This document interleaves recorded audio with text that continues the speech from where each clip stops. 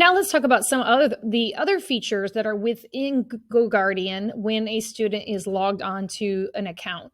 So as a teacher, I'm in my Boudry Classroom live session. So you can see the screens, and if I had other students logged in, I would be able to see their screens as well. When I click on an individual student on the right, I can see what websites they have open. If I want to send them a private message, I can turn that feature on and send them a private message.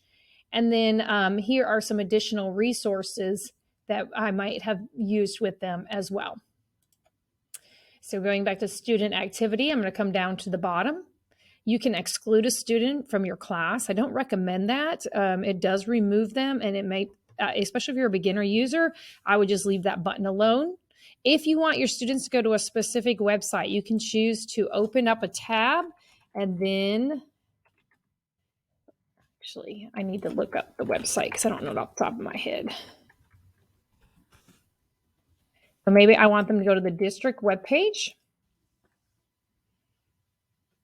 I can copy that district webpage and then paste it down here and click Open Tab.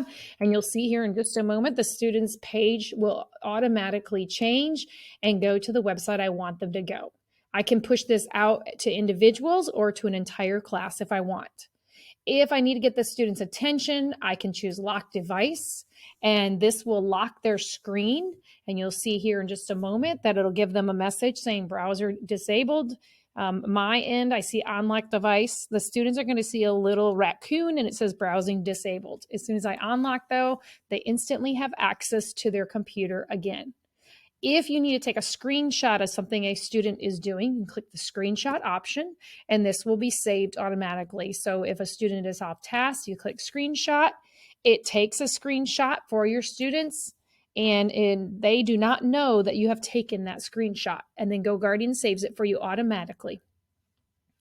And then this new feature here is Annotate. And so this one allows you to annotate on the screen and gives you just some different features that you can use with your students. And so by doing this, I'm putting little circles on my student screen, as you can see here, and that might help to guide them in what they should be looking at. So that's a newer feature that they have. Okay, so I'm going to close out the individual student, and I'm going to point out some features for the whole class. So if I had multiple students logged on right now, I could choose to select all my students that are online. And then at the bottom, you see this blue section. It will then allow me to do the same things I just demonstrated: open a new tab, lock device, unlock device, exclude from a session, and apply a scene. And that will apply to anybody that you've selected. So when I click this little check mark, it selects everybody. But if I only want to choose certain students, I can do that as well. Next, I'm going to click on timelines. These are live timelines of each individual student, and it identifies quickly where the student is at a specific time. Next, my screenshots. These are the screenshots that I took. It identifies who the student is and at what time I took the screenshot, and then I can save it to my Google Drive, or I can download just by making that selection towards the bottom of the screen.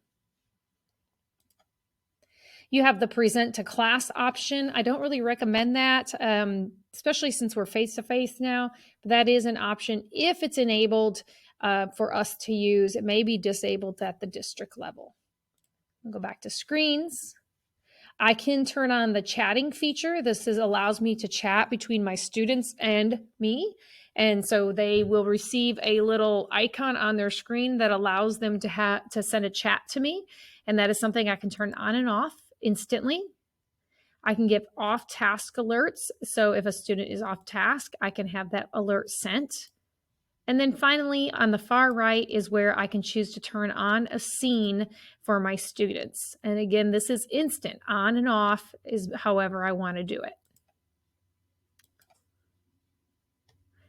So that is the overview of what it looks like when your students are logged in and how you manage them. All of this information that's being collected is going to be found in student reports on the left-hand side.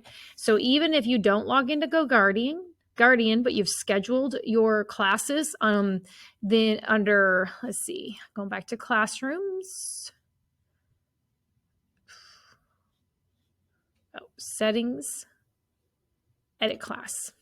And then if you go to scheduling, if you've scheduled here, it will automatically record this information for you, even if you are personally not logged into GoGuardian.